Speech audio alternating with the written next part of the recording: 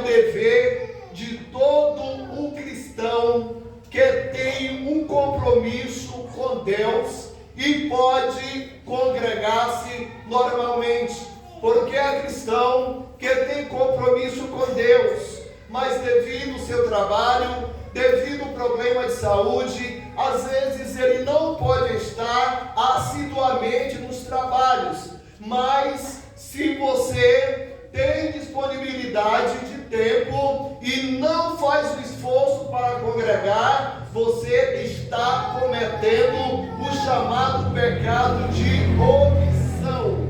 E o que é, meus queridos, pecado de omissão? É quando nós podemos fazer algo que está ao nosso alcance e nós não fazemos simplesmente porque não queremos fazer. Então nós estamos cometendo o chamado pecado de omissão. E a Bíblia diz que o salário do pecado é a morte. E essa morte é o que? Física, espiritual ou eterna?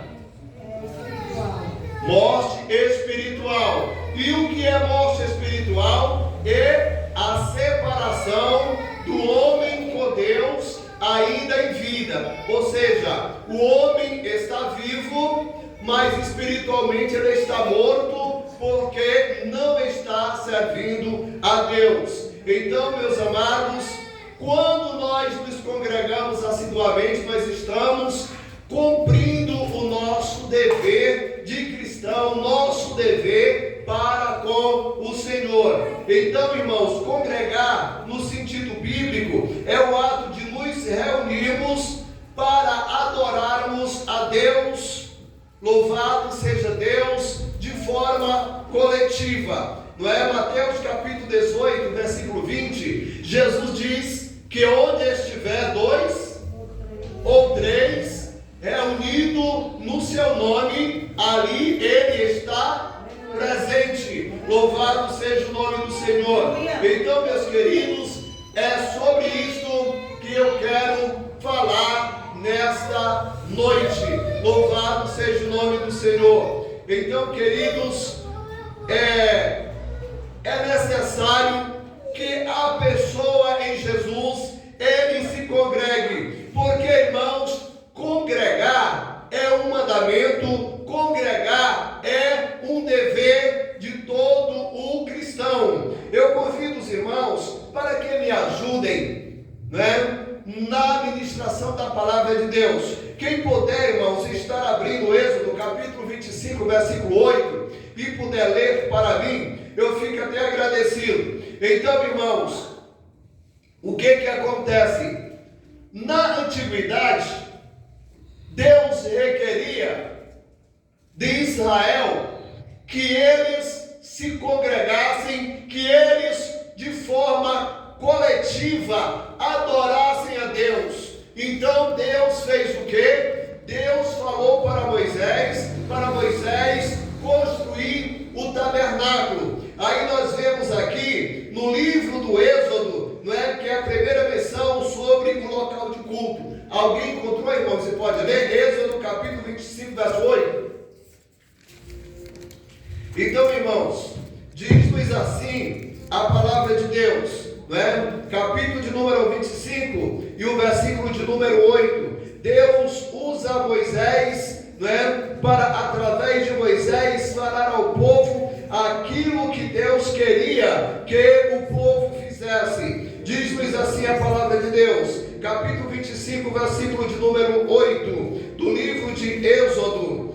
Deus fala para Moisés dizendo: e me farão um santuário e eu habitarei entre eles. Ou seja, eu quero que você faça um santuário para mim, para eu habitar neste santuário, aonde eu irei receber a adoração de vocês. Louvado seja Deus. Irmão, o santuário era o chamado tabernáculo. E o que era o tabernáculo? O tabernáculo era um templo móvel que Deus falou para Moisés falar para que os levitas fizessem para cultuar ao Senhor. Só que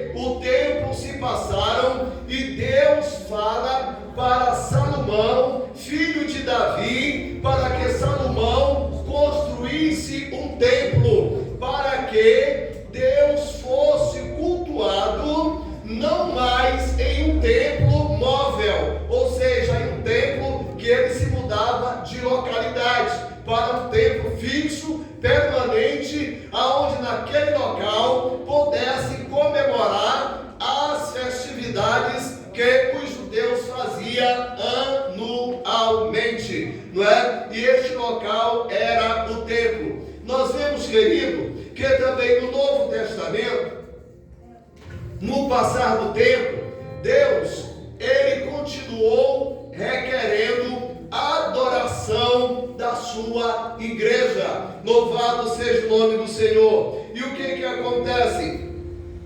Os templos, irmão, oficial surgiu no 3º século.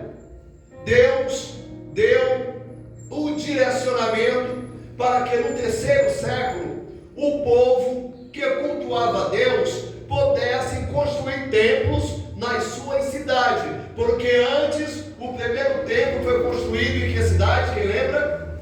Onde Salomão construiu o templo?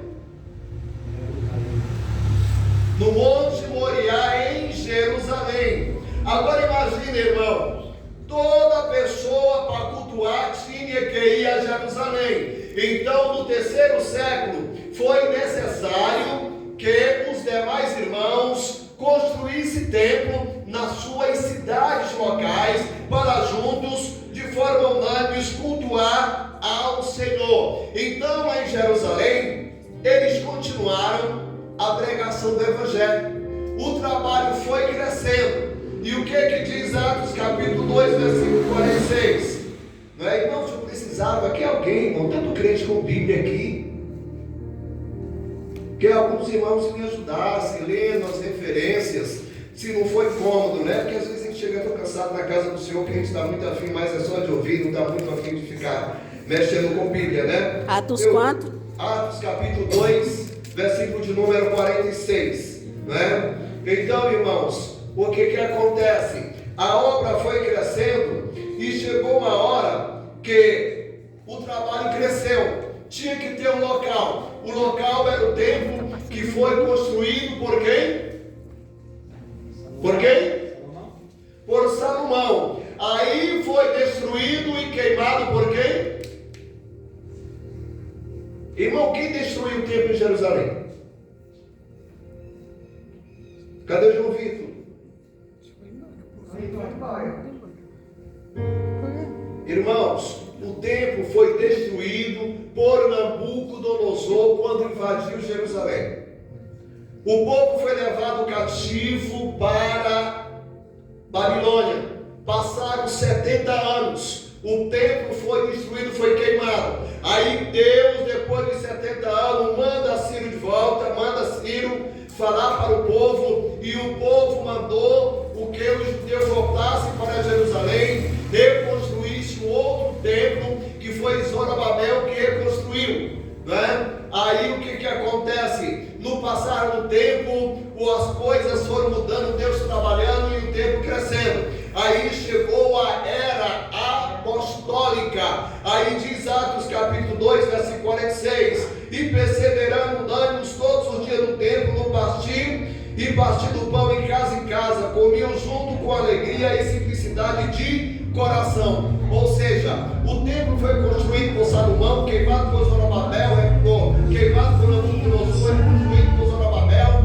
Aí depois do ano 70 foi destruído pelo general Tito, não é? Aí o que acontece? Mas o povo deram jeito de construir templo para que adorasse ao Senhor. A conclusão, irmãos, é que diz aqui que ainda em meio a toda aquela dificuldade, o povo não deixava de adorar a Deus. Em meio àquela situação, diz o versículo 46, e perseverando unânime todos os dias no templo. Então, irmãos, nós vemos aqui que é é o dever do cristão? Irmãos, estar na casa de Deus. Ele sofreu perseguição, mas não era só um dia, não era só uma quinta, uma sexta, um domingo, uma segunda, mas diz o texto que ele estava todos os dias, aonde? No templo. Então, irmãos, por que eles estavam todos os dias no templo?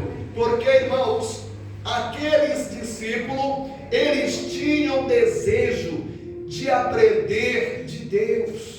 E não existe local melhor de se aprender a palavra do Senhor, a não ser no templo, a não ser na casa de Deus. O salmista dizia: uma coisa pedirei ao Senhor e a buscarei, que eu possa morar na casa do Senhor todos os dias e aprender do Senhor no seu templo ou no seu santuário, de acordo à tradução da Bíblia. Então, meus amados irmãos, o que acontece? Acontece o seguinte, que os tempos se passaram. Satanás tem procurado de todas as formas algum motivo para fazer com que nós paremos de nos congregar.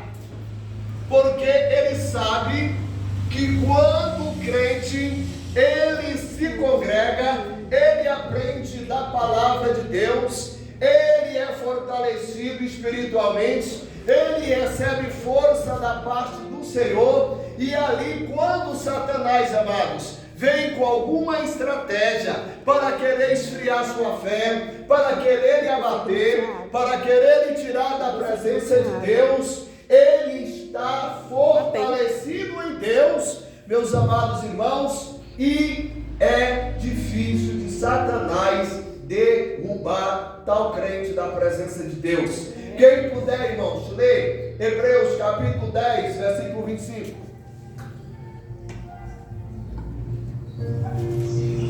Nós vemos, irmãos, nos dias atuais, o diabo está usando estratégia diferente para entristecer vários cristãos. Na antiguidade, ele usava perseguição, ele usava homicídio, ele usava outras estratégias e estava tendo êxito na vida de vários crentes naquela época. Irmãos, quando os judeus se converteram ao cristianismo lá em Roma, eles começaram a sofrer perseguição, porque os imperadores romanos, eles queriam ser cultuados como Deus, e nós somos ensinados pelas escrituras que nós devemos cultuar única e exclusivamente a Deus e mais ninguém. E como se não bastasse, tinha perseguição por parte daqueles que eram judeus, não convertidos ao cristianismo. Então Satanás, irmão, fazia tudo isto para barrar o crescimento espiritual daqueles irmãos, para esfriar a fé daqueles irmãos, para derrubar espiritualmente aqueles irmãos. Então vamos ver, irmãos, o que acontecia com um grupo daqueles crentes que estavam em Roma, que saíram do judaísmo para o cristianismo. Quem achou Hebreus capítulo 10, verso 25, possa ler, irmãos? Não deixando a nossa congregação, como é costume de alguns, antes admoestando-nos uns aos outros, e tanto mais quanto vedes que se vai aproximando aquele dia. Obrigado, irmão Diego. Parabéns. Não deixando a nossa congregação, como é costume de alguns, antes exortando uns aos outros, tanto mais quanto vedes que aquele dia vai se aproximando. Ou seja, não deixando de congregar. Não deixando de congregar. Irmãos, por que os crentes estavam deixando de se congregar? Porque, irmãos, muitos não estavam aguentando mais as perseguições por parte do Império Romano, por parte dos judeus que eram conservadores. E hoje, irmão, Satanás, ele tem usado estratégia diferente para que muitos crentes deixem de congregar, para que muitos crentes deixem de ir à escola dominical, para que muitos crentes deixem de ir para o ciclo de oração, para que muitos crentes deixem de fazer a obra de Deus. E ele tem usado na atualidade algumas armas. Qual delas, por exemplo? Ele tem usado a fofoca, tem usado o mexerico, tem usado a desculpa. Aquilo foi para mim, aquilo foi uma piada para mim, aquilo foi uma indireta para mim. Eu não vou mais porque fico com indireta comigo. Eu não vou mais porque só quem prega é o irmão Zé Luiz, eu não tenho oportunidade para pregar. Só quem canta é a irmã Rosa, eu não tenho oportunidade para cantar. O outro, não, só quem toca é o fulano, eu tenho vontade de tocar. Irmão, tudo isso são desculpas que Satanás está usando como ferramenta dele para barrar a igreja. Eu não vou mais porque o fulano falou isso de mim. Eu não vou mais porque esse clano não faz caso de mim. Irmãos, nós precisamos estarmos atentos para as formas como Satanás trabalha. Tudo isto é ferramenta do diabo para nos esfriar, para fazer nós perder o prazer de estar na casa de Deus. Davi, ele não dava ouvido às artimanhas do diabo, ele foi perseguido pelo sogro. Foi ou não foi, Pedro? Davi? Sim. Perseguido por quem? Pelo sogro. Quem era o sogro de Davi, os irmãos, lembra? Quem era Samuel? Saul, irmão. Irmão, Saul era pai de Mical. Mical foi a primeira esposa de Davi, viu, mocidade? Mical foi a primeira esposa de Davi, filha de Saul. Agora imagina o sogro perseguindo o genro, não é? Perseguindo o genro. Irmãos, mas nem com isso Davi parou. O próprio filho, Absalão, queria puxar o tapete do pai e não queria. Queria o reino, mas Davi baixou a cabeça, Davi parou de servir a Deus. Davi, ele disse: alegrei-me quando me disseram, vamos à casa do Senhor, louvado seja o nome do Senhor. Irmão, imagina a fúria de Satanás, como que ele ficou. Ele usou o sogro. Saul jogou lança para matar Davi e não conseguiu acertar. A esposa Mical, ao invés de elogiar Davi, quando vinha da peleja, não é? Se não me falha a memória, quando vinha com a arca também, Davi vinha alegre dançando, ela ignorou. O diabo usou a esposa, ele usa. Como é, presbítero? Ela viu da janela, né? Ele dançando no meio do povo. Não é? Usou a esposa, irmão. E quantos membros da família de sangue, quantos membros da família da fé, o diabo tem usado para te barrar, para me barrar, para barrar o nosso crescimento espiritual, para barrar o nosso crescimento ministerial. Mas nesta noite, o Espírito Santo, louvado seja Deus, está te advertindo. Hebreus 10 e 25, não deixe a congregação por nada, louvado seja Deus. Não deixe de se congregar, querido, por nada. Não deixe ser levado pelas ferramentas do diabo. Quando falar na tua mente, eu não vou, porque lá é assim, lá é assado. Uma coisa se conscientize: aonde tiver ser humano vai ter problema. Foi falado nessa manhã, na escola bíblica dominical. A igreja de Corinto, ela tinha dons ou não tinha? Sim. Tinha dons. Era tudo perfeitinho. Vamos lá, irmão. 1 Coríntios capítulo 14, versículo 26. 1 Coríntios capítulo 11, verso 17 a 19. Quem puder me ajudar. Nós vamos ver aqui, irmãos, aonde tem ser humano tem imperfeição. Foi focado, falado isso na escola bíblica dominical essa manhã. 2 grupos de crentes existiam lá em Corinto.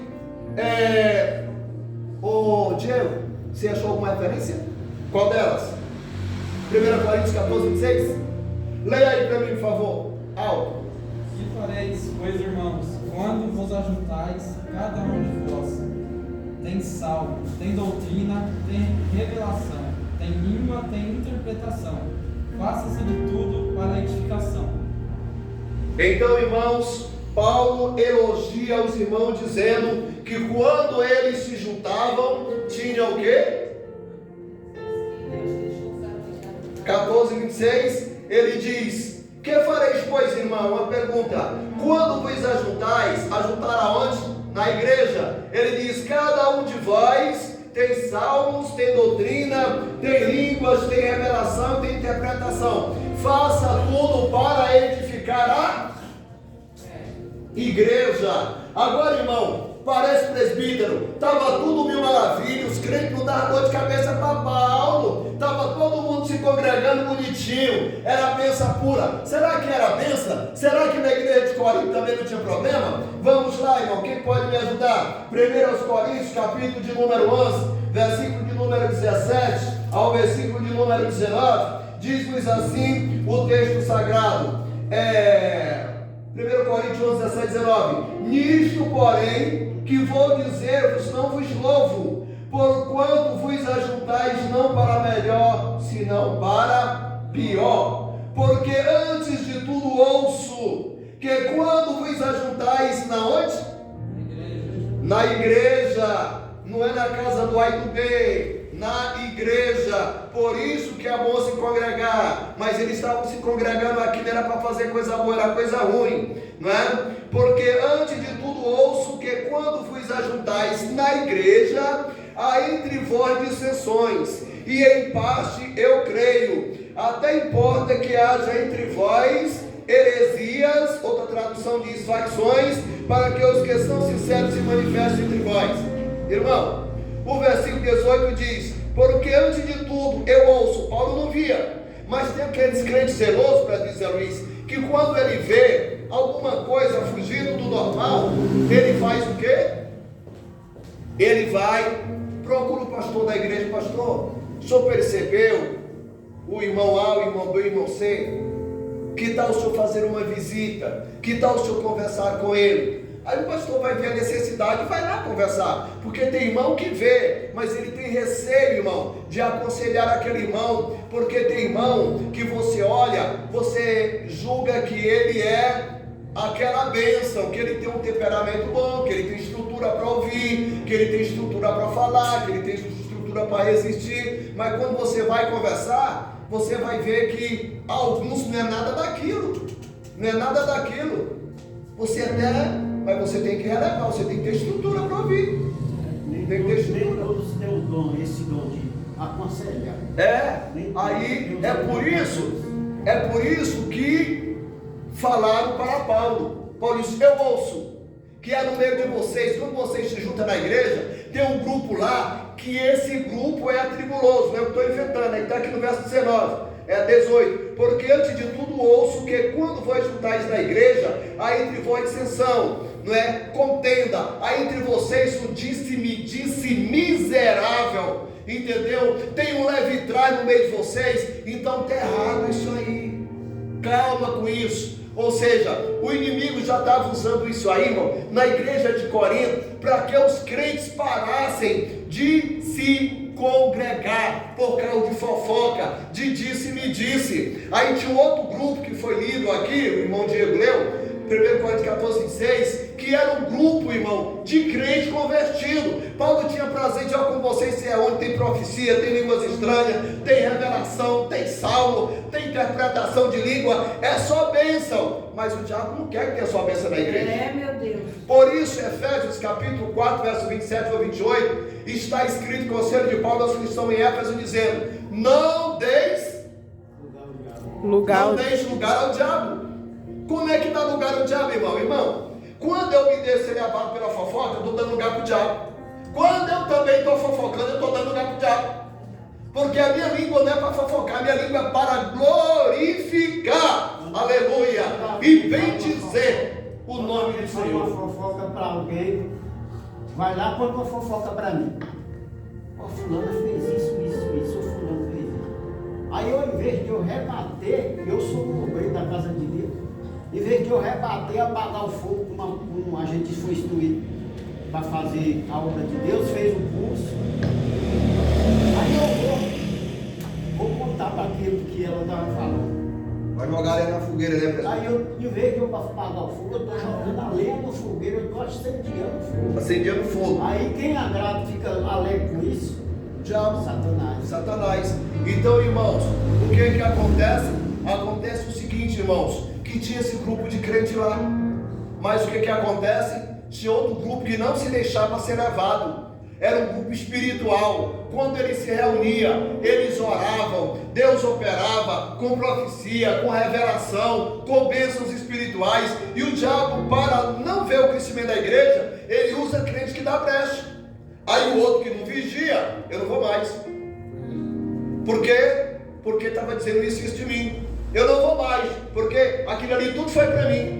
Eu não vou mais, porque eu estou sendo discriminado na igreja. Eu não vou mais, porque eu não esperava ouvir isso e ouvi aquilo que não era o que eu queria, irmão. O caminho do céu, Jesus falou que é o quê? Estreito. A porta é o quê? Estreito. E apertado é o quê? O caminho. O caminho, irmão. Apertado é a porta, estreito é o caminho que conduz para A vida a eterna. vida eterna. Né? Então, irmãos, é estreito, é apertado, entendeu? O caminho que é largo, que a pessoa tem liberdade para fazer o que quiser, é o caminho da perdição. E Jesus falou que o caminho é largo porque cabe muita gente. Por isso que Jesus falou que muitos são os que entram por esse caminho. Então nós temos que fazer a diferença, não entrar nesse caminho. Então, irmãos, vamos aqui. O perigo de não congregar, não é? O perigo de não congregar. Irmãos, o perigo de não se congregar é grande. Por quê? Porque quando nós não nos congregamos, nós estamos pecando contra Deus. Nós iremos ver aqui Isaías capítulo 45, o versículo de número 20. Deus convidando Israel a se congregar. Porque, irmãos, os perigos de não se congregar é a desobediência à palavra de Deus, não é? A gente fica debilitado espiritualmente e a gente morre também espiritualmente. Então veja só, Isaías capítulo 45, versículo 20. Achou, Diego? Ah, não. Alguém achou, Kátia? Menina, Kézia, Miquel? Acharam? Lê aí mais alto, por favor, para nós, por favor. Congregai-vos e vinde, chegai-vos junto. Os que escapastes das nações, nada sabem. Os que conduzem em procissão as suas imagens de esculturas, feitas de madeiras, e rogam a um Deus que não pode salvar. Então, vinde e Chegai. vinde, congregai, vinde, chegai-vos e congregai-vos. Ou seja, Deus está convidando o seu povo para vir para a sua casa se congregar. E quando nós desobedecemos isso aí, nós estamos o quê? Pecando. E a Bíblia diz que o salário do pecado é a morte, não é?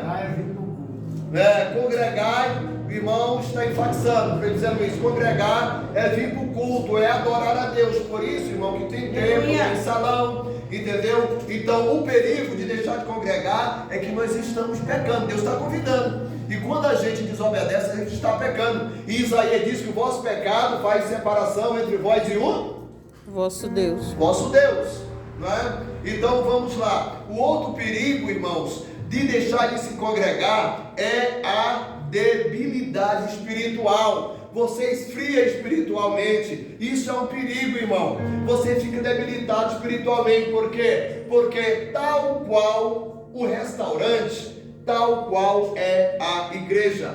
No restaurante, você chega lá para se alimentar.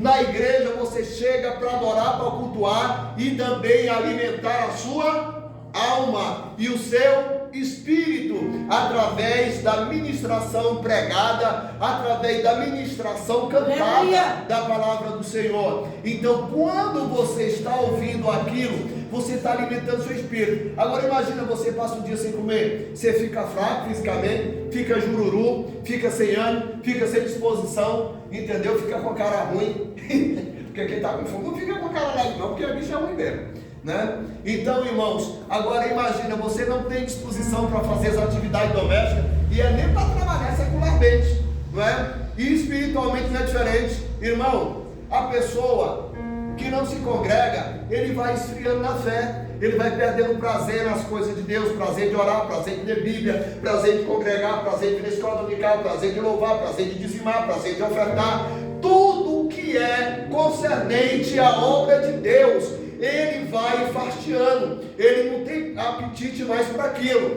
porque está começando a ficar debilitado espiritualmente, ele está começando a esfriar espiritualmente, por falta de alimento espiritual. Então, um dos perigos é pecar contra Deus, o outro perigo, debilitação espiritual, ele vai adoecer espiritual.